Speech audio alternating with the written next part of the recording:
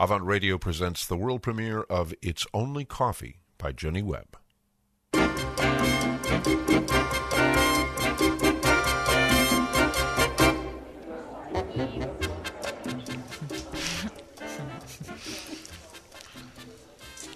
So, thank you. Oh, please. It's not a problem. No, but honestly, this cappuccino is delicious. Oh, good. I don't usually drink caffeine. Uh-huh. Really, though, it was so nice of you to meet me. No. Yes, really, it's... Honey, it's only coffee.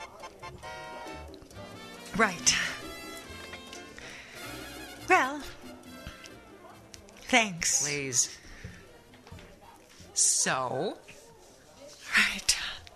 I feel so stupid. You are not stupid. No, I am. I feel like I should have seen this coming. You are not stupid, and you couldn't have known. Well, maybe. Well, maybe. He wasn't always like this, you know? I know. I mean, I don't know, but... I mean, when he first came on the scene, he was so warm, so personable, so real. So real? Well, harmless. Harmless? Oh, you know. Okay.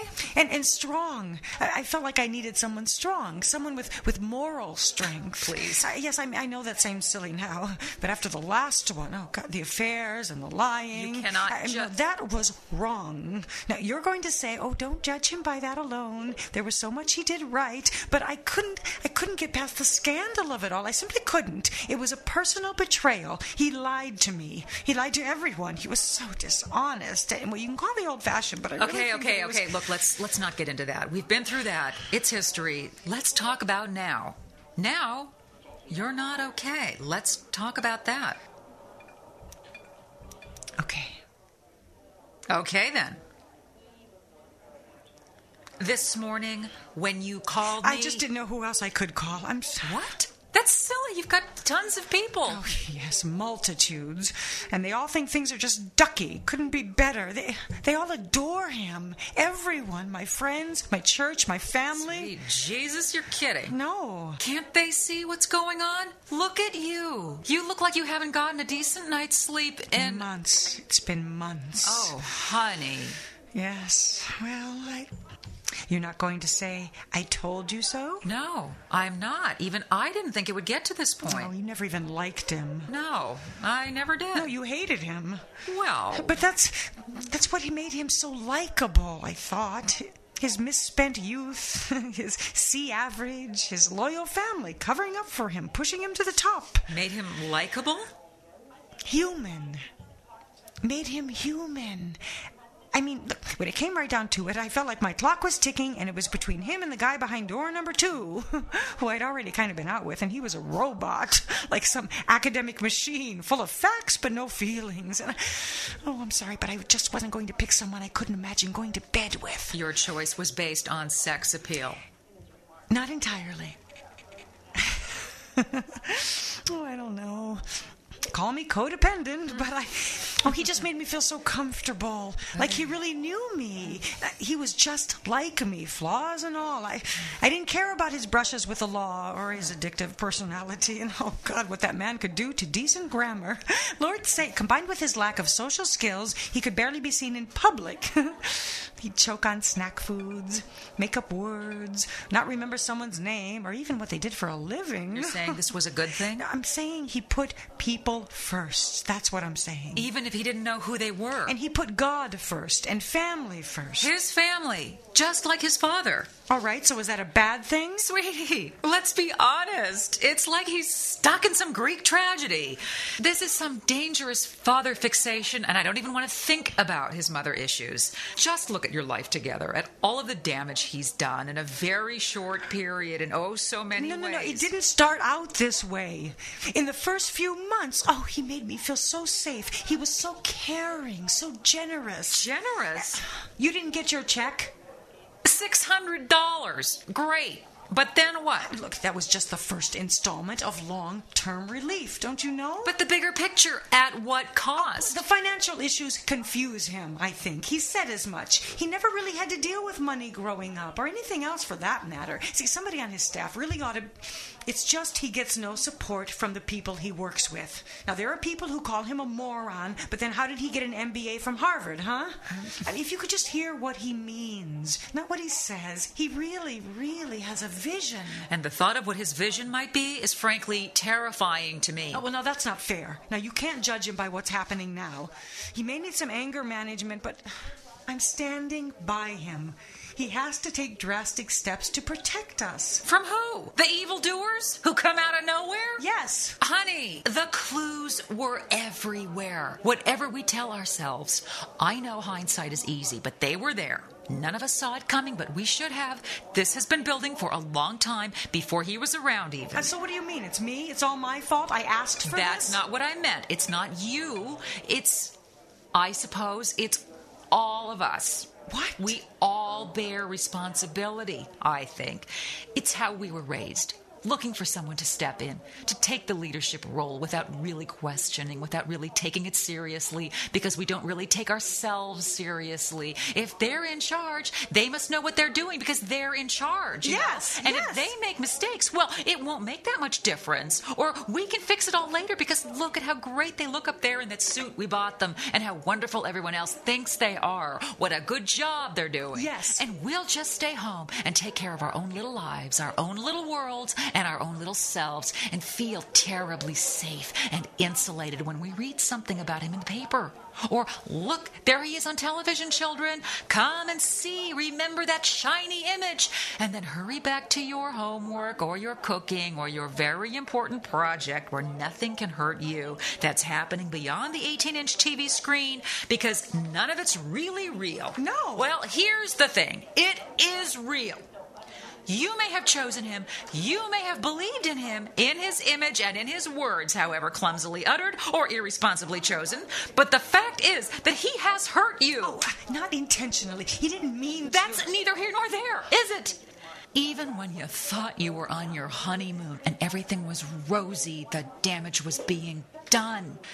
You didn't notice? Your garden starting to wither, your doctor not returning your phone calls, your children's school closing earlier, your bank account dwindling, every newspaper full of the same exact meaningless words, your body feeling as if it wasn't your own, and God somehow popping up everywhere as if the answer to everything. No, you don't understand. What about that horrible morning, huh? That was awful. Terrible.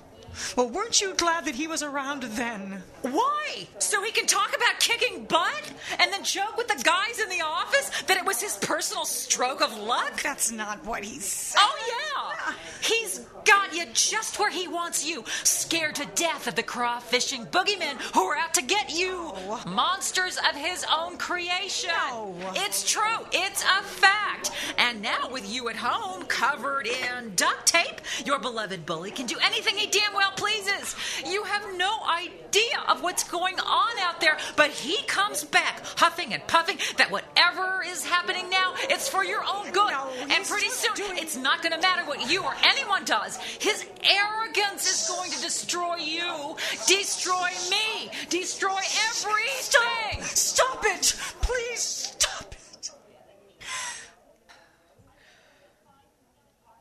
You called me this morning, and I thought that maybe now, finally, she may be ready to face this, to look at him for who he truly is and what he's capable of, and then do something about it.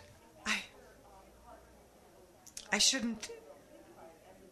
I should have. No, I'm glad that you called. I'm glad you came. No, I meant I should have ordered decaf. Oh. It's just that it makes me so jumpy. And I've been feeling on edge anyway.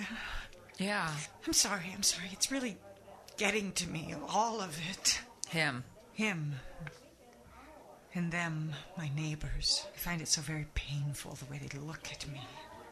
Like they all hate me. Like you were him. Yes. I'm sorry. Things have gotten so bad. I just didn't. It's not your fault. Well, it kind of is. Well.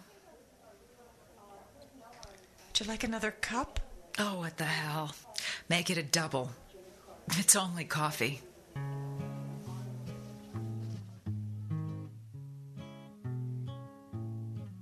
It was was back in 1942. I was a member of a good platoon. We were on maneuvers in Louisiana one night by the light of the moon. The captain told us to ford a river, that's how it all begun. We were knee-deep in the big muddy, the big fool said to push on.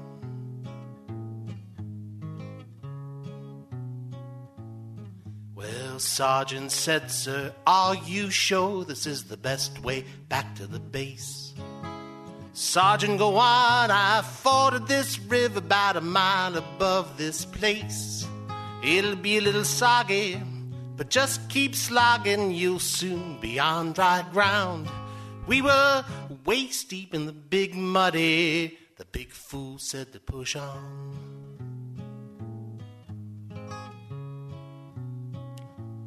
Well, Sergeant said, sir, with all this equipment, no man will be able to swim.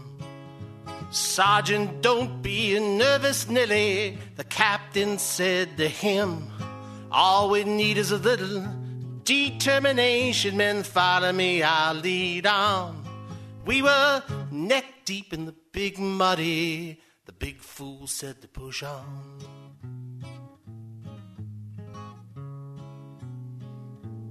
Well, all at once the moon clouded over, we heard a gurgling cry. A few seconds later, the captain's helmet was all that floated by. The sergeant said, turn around, men, I'm in charge from now on. And we just made it out of the big muddy with the captain dead and gone. We stripped and dived and found his body stuck in the old quicksand. I guess he didn't know that the water was deeper than the place he'd once before been.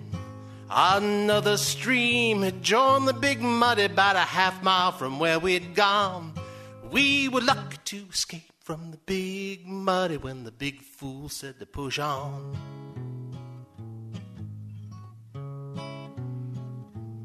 Well, I'm not going to point any moral, I'll leave that for yourself. Maybe you're still walking, you're still talking, you'd like to keep your health. But every time I read the paper, them old feelings come on. Well, waist deep in the big muddy, the big fool says to push on. Well, waist deep in the big muddy, the big fool says to push on. Waist deep in the big muddy, the big fool says to push on. Waist deep, neck deep, soon even a tall man will be over his head. Where waist deep in the big muddy, the big fool says to push on.